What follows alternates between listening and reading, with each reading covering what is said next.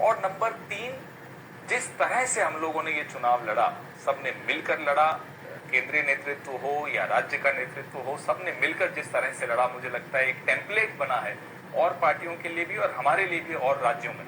तो ये 3 वजह हैं जिसकी वजह से हम जीते। लेकिन पवन जी अभी से चाहे ममता बनर्जी कह रही कि अब बीजेपी की 100 सीटें नहीं आएंगी, तमाम अन्य पार्टियां भी बीजेपी को घेर रही हैं, लेकिन पिछले 2-3 चुनाव में अगर हम देखें तो कर्नाटक का जो टेम्पलेट है वो देश का टेम्पलेट नहीं बना है। सेंचुरी किसी तरह से 103 पर पहुंची थी बीजेपी, लेकिन वहीं जब लोकसभा चुनाव हुए तो 28 में से 25 सीटों पर वो काबिज हुए। तो पीएम मतलब लोकसभा इलेक्शंस और असेंबली इलेक्शंस एकदम अलग होते हैं। क्या 24 को लेकर आप कर्नाटक के नतीजे से कॉन्फिडेंस निकाल सकते हैं?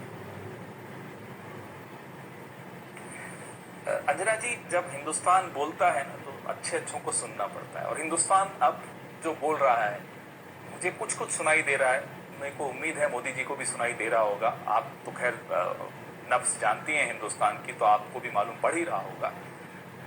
जिस तरह की राजनीति और जिस तरह का संवाद नरेंद्र मोदी जी इस देश में लाए हैं, अब उसका जो रिटर्न्स हैं वो उतने नहीं मिलेंगे जितने अभी तक उन्हें मिले हैं।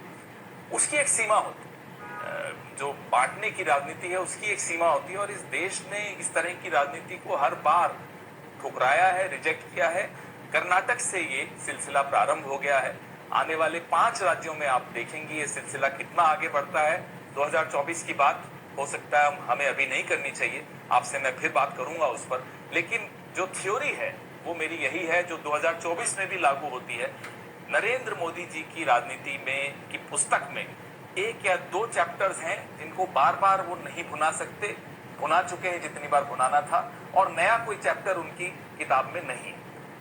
पवन जी, एक बहुत दिलचस्प सवाल मेरे मन में है, लेकिन उसके लिए आपको भी थोड़ा सा इंतजार करना होगा। एक रिपोर्ट जल्दी से दिखा देते हैं, क्योंकि इस बार कांग्रेस पार्टी की जीत के पीछे बहुत सारे हीरोज कर्नाटक में दिखाई दे रहे हैं। लेकिन एक वक्त ऐसा भी आया जब राजस्थान की ही तरह लगा कि कहीं यहाँ पर भी कांग्रेस दो फाड़ न दिखे। सचिन पायलट वहां जन समर्थन यात्रा कर रहे हैं, यहाँ पर डीके और सिद्धारमैया की जो आपस में अंडरस्टैंडिंग या मतभेद जो भी है उसको बीजेपी खूब भुना रही थी। ऐसे में उन्होंने वक्त रहते उसे संभाला, वीडियोस के जरिए दोनों का संवाद दिखाया गया, बातचीत दिखाई गई।